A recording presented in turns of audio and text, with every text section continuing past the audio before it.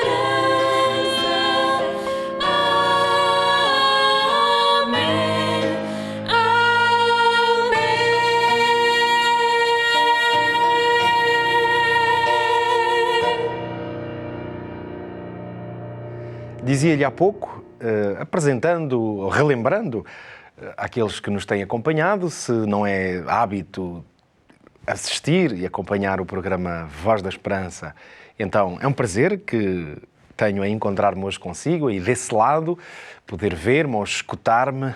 E este é um programa onde vamos explorando os vários fundamentos da nossa esperança, que reside sobretudo na pessoa de Jesus. E por isso é que tenho muito gosto aqui em oferecer-lhe o desejado. Envie uma mensagem, já sabe, a pedir, diga, gostava de receber o livro O Desejado, ou refira-se ao programa Voz da Esperança, a oferta O Desejado, liga ou envie uma mensagem para o 933 939291. Este é o nosso número, 933 939291, e nós teremos muito gosto em fazer-lhe chegar esta extraordinária obra. A verdade é que Jesus não começou o seu ministério com um grande discurso. Talvez pudesse ter sido no templo, faria sentido. Ele ia ser um grande mestre da fé, chegaria ao templo e dali faria um discurso de inauguração do seu ministério. Teria sido interessante, mas o que a Bíblia conta é que não foi assim que Jesus iniciou esse ministério, se quiser, público, como muitas vezes dizemos. Também não foi com um milagre extraordinário feito, por exemplo, diante de autoridades religiosas, para que toda a gente ficasse logo a saber que vinha ali alguém com grande poder. Jesus começou de uma maneira um pouco desconcertante, inesperada.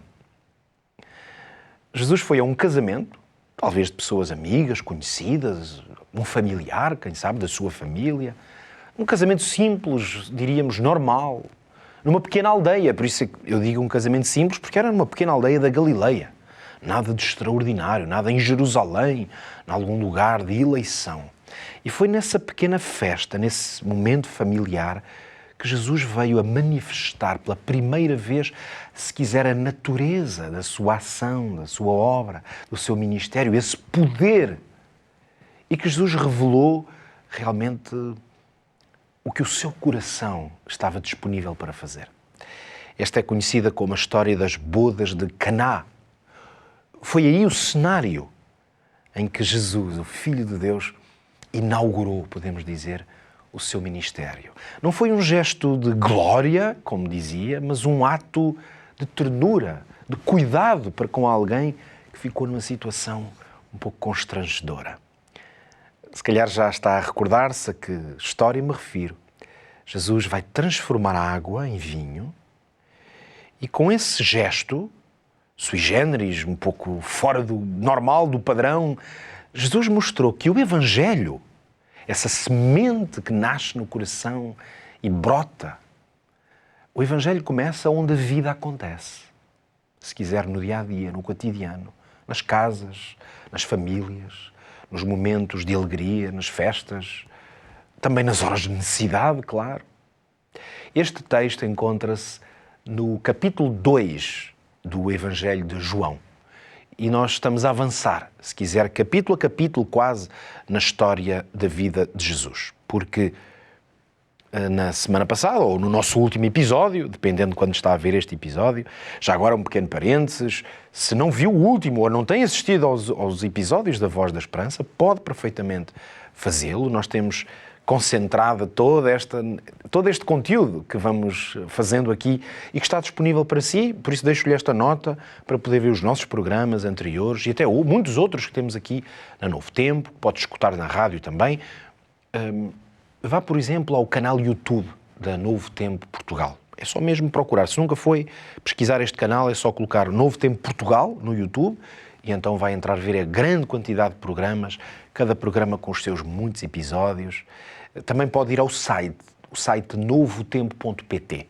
Esse aí, então, é uma autêntica plataforma de conteúdo, porque vai ter todos os nossos programas em vídeo, mas também podcasts, alguns que só temos em áudio, e pode também fazer cursos bíblicos, que podem ser uma bênção para si. Temos uma oferta ali diversificada de cursos, alguns que pode fazer mesmo online, ali numa plataforma de ensino, outros que pode pedir, como estes materiais que temos oferecido aqui, e por isso fica aqui esta pequena nota para saber que pode sempre acompanhar os nossos programas. Então eu dizia que se na semana passada, aqui no último episódio, estivemos a ver o capítulo 1 de João, hoje vamos ao Evangelho de João mais uma vez, mas ao capítulo 2. Deixe-me pegar aqui a minha Bíblia e vou-me sentar aqui para fazer esta leitura. Ainda são vários versículos, por isso acompanhe-me aí desse lado, se calhar não vai ser fácil ter a sua Bíblia à mão, mas não há problema, porque eu vou fazer a leitura para que possa escutar e acompanhar-me.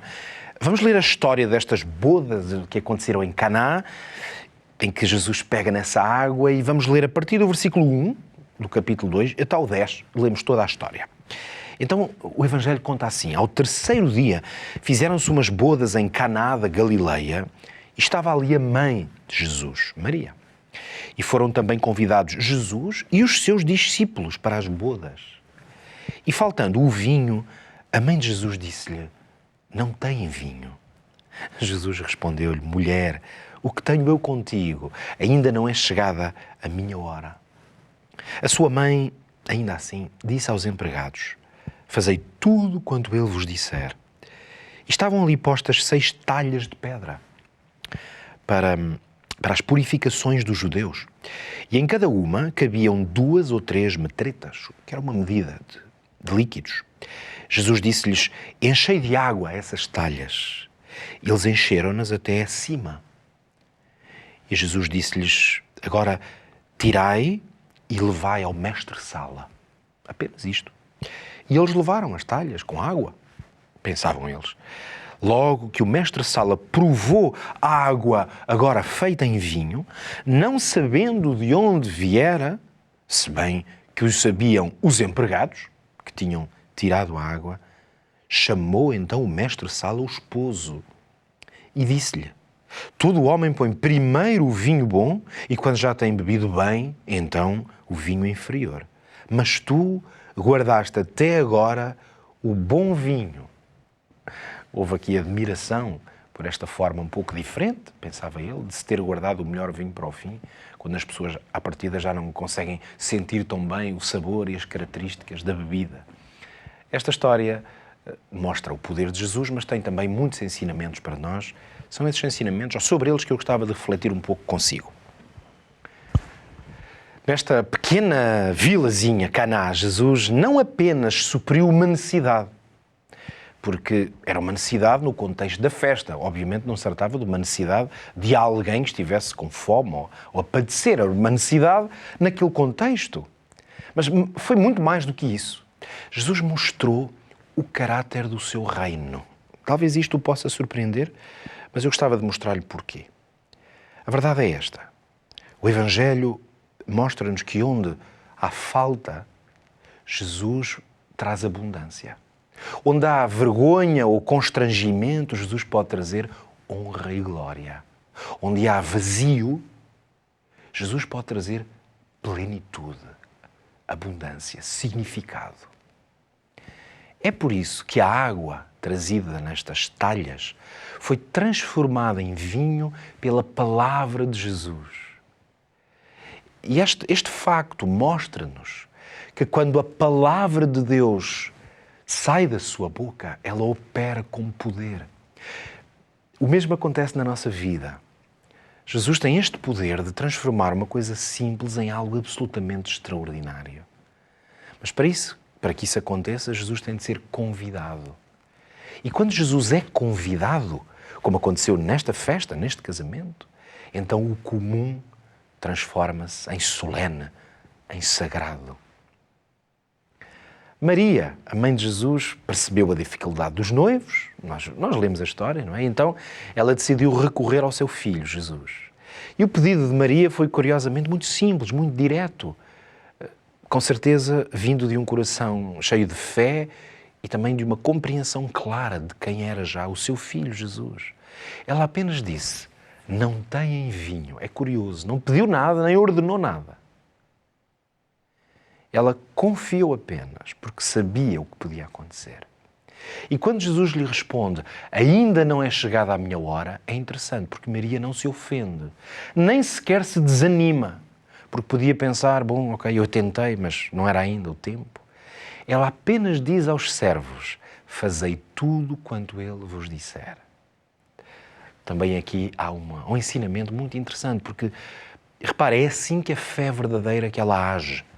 A fé verdadeira entrega a Jesus e espera. Espera apenas. Essa é a confiança de quem o conhece. É por isso que as palavras de Maria, nesta história, cada palavra de Maria é um sermão, se quiser, é um ensino.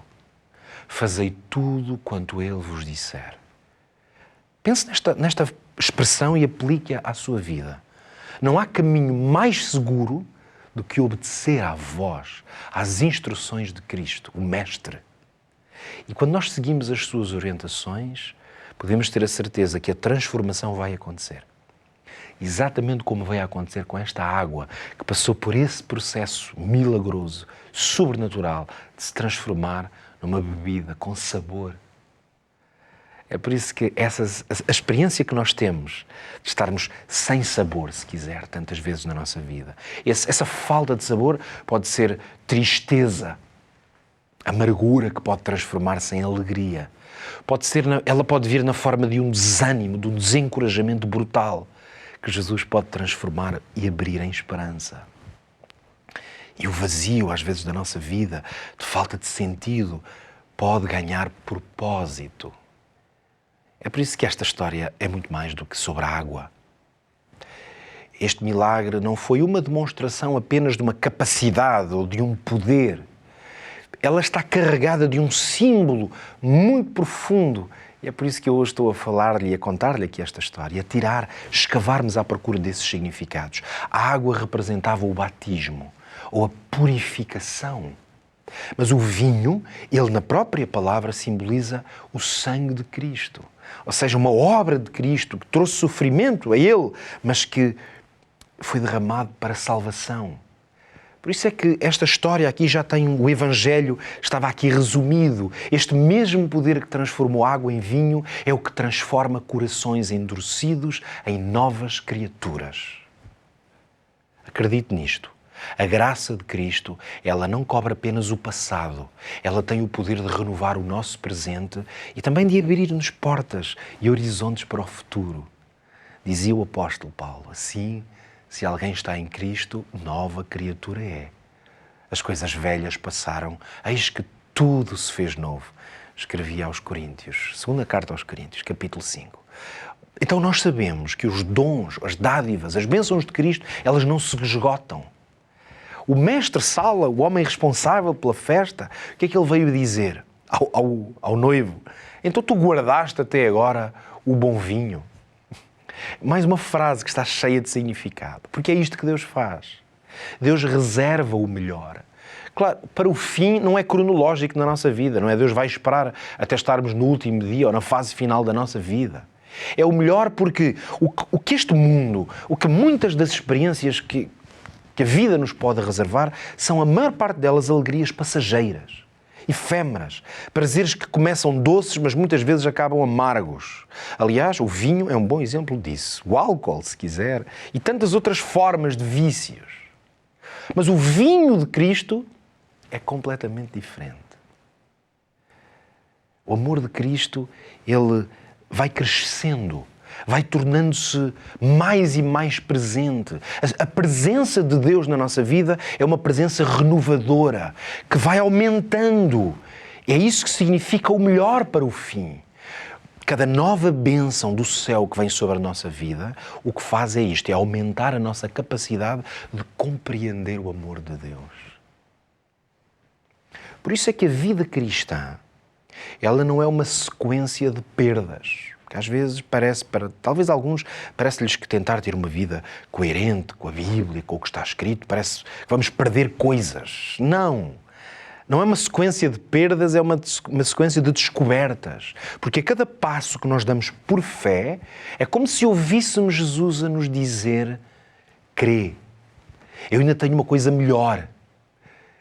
Eu ainda tenho o melhor sabor, se quiser o melhor vinho.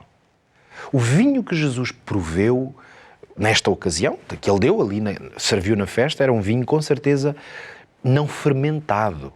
Isso podemos crer nisso. Porquê? Porque se tratava de um vinho puro, porque ali havia um simbolismo tremendo, um simbolismo de vida, de santidade. E nós sabemos bem que Jesus nunca oferece aquilo que destrói. Jesus oferece sempre o que restaura. O profeta Isaías dizia que como o vinho novo se acha no cacho, e alguém, quando o encontra, diz, não o desperdices, porque há bênção nele. É este processo que nos mostra que o verdadeiro vinho do céu é esse fruto extraordinário que é a presença de Cristo na nossa vida. E esse vinho o que é que traz? Traz bênção. Nunca traz ruína nem dependência. Este milagre, o milagre de Caná, também nos ensina sobre o valor da presença de Jesus, sabe onde? Nos relacionamentos humanos. Jesus escolheu um casamento, curiosamente, para realizar o seu primeiro sinal. Jesus honrou, portanto, desta forma o quê? Ao ter feito este primeiro milagre. Honrou o lar, a família, que são essa instituição absolutamente sagrada. Aliás, desde o princípio, é ler a Bíblia. Desde o princípio que Deus projetou esta união entre homem e mulher para que fosse uma união abençoada e o resultado dela fosse alegria profunda, fidelidade, uma experiência de enriquecimento, de frutificação. O mesmo Cristo que esteve presente naquela festa é o que hoje também quer estar, sabe onde? Na sua casa, no seu lar e no de todos. Um casamento, uma família, um lar com Jesus é um lugar de esperança. É um lar onde Cristo é convidado, logo, à abundância. Nunca mais será igual. É por isso, aliás, que a Bíblia compara o relacionamento entre Cristo e a Igreja a esse vínculo profundo que existe num casamento entre marido e mulher. O profeta Isaías escrevia assim no capítulo 62. Como o noivo se alegra da noiva, assim se alegrará de ti o teu Deus. Extraordinário. E depois, se formos ao Apocalipse, lemos: bem-aventurados aqueles que são chamados à ceia das bodas do Cordeiro. Esta imagem, ela percorre toda a Bíblia. Este milagre em Caná aponta, portanto, para esta festa futura. Porquê? Porque quando Cristo voltar, Ele vai receber-nos como uma noiva que Ele ama, com quem Ele quer estar e partilhar a vida. E este vinho novo, puro, destas bodas, são as bodas do Cordeiro, como lemos, é o símbolo dessa alegria eterna. Uma alegria sem mancha, sem dor e sem fim. Mas este milagre ainda nos revela também uma coisa essencial. Jesus estava entre as pessoas. Jesus não se isolou, não se afastou, participou da vida, das coisas simples, das alegrias puras, destas relações humanas. Cristo mostrava que a santidade que nós precisamos de procurar não é o afastamento, mas é uma presença que transforma, que redime, que busca. Por isso é que Jesus se misturava com as pessoas, sentava-se às mesas, caminhava pelas estradas, falava nas casas. Jesus não veio para salvar apenas a alma, a vida. Jesus veio para restaurar a vida. E a fé, essa fé, se esconde, então ela perde a hipótese de iluminar. O cristianismo verdadeiro nunca é uma fuga do mundo. Ao contrário, é serviço ao mundo. Porque Jesus quer estar em tudo, na sua vida, nas suas celebrações, nas suas conquistas, nos seus relacionamentos, no seu trabalho. Jesus quer transformar o cotidiano num altar. E foi exatamente isso que aconteceu nesta festa. Por isso, permita que Jesus opere essa obra na sua vida e vai ver que nada o poderá separar desse extraordinário amor que é o de Jesus.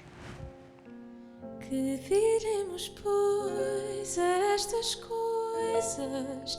Se Deus é por nós, por que temer? Quem condenará os que Deus escolheu? Aquele que entregou seu próprio Filho por amor, como não nos dará com Ele todas as coisas? Se Deus já nos deu sua justiça, se apagou a nossa culpa, quem condenará os que Deus perdoou? Seu Filho dentre os mortos, para a vida ressurgir, quem nos separará de Cristo e seu amor?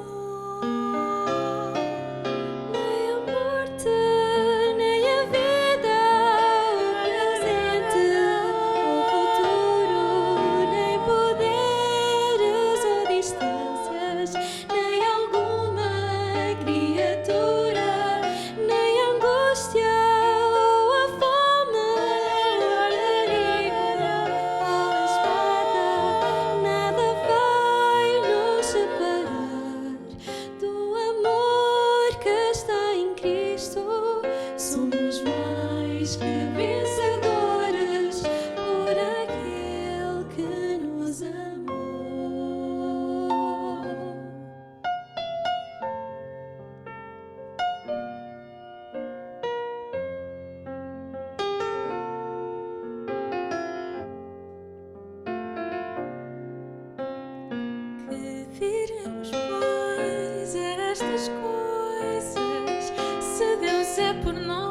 por que temer? Quem condenará os que Deus escolheu? Aquele que entregou seu próprio Filho por amor, como não nos dará com Ele todas as coisas?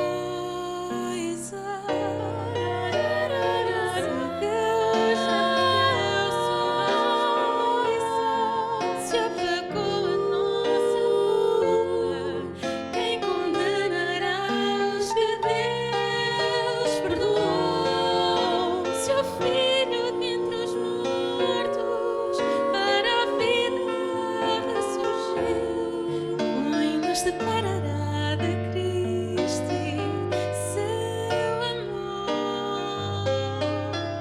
Nem a morte, nem a vida, o presente, o futuro, nem poderes ou distâncias, nem alguma criatura, nem a angústia ou a fome, o perigo ou a espada, nada vai nos separar do amor que está em Cristo.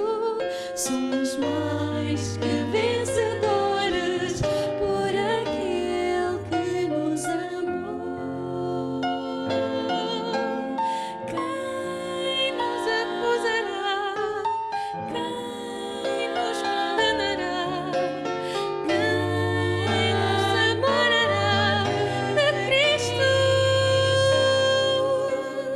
Nem a angústia ou a fome, o perigo ou a espada, nada vai nos separar do amor que está em Cristo.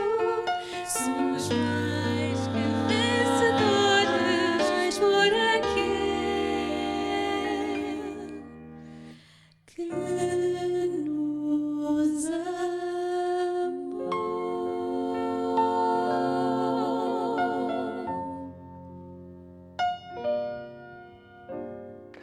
Chegamos ao final do nosso programa. Muito obrigado por ter estado connosco aqui deste lado, na Novo Tempo. A promessa fica que, se Deus nos der vida e saúde, voltaremos a estar para a semana consigo, no próximo episódio. Não perca. E relembro só, muito rapidamente, que se quiser receber em sua casa esta maravilhosa obra, O Desejado, envie uma mensagem para nós, para o 933 9392 91, para que possamos fazer chegar-lhe esta oferta, que eu acredito vai ser uma bênção para si. Até para a semana, se Deus quiser. Que Deus o abençoe.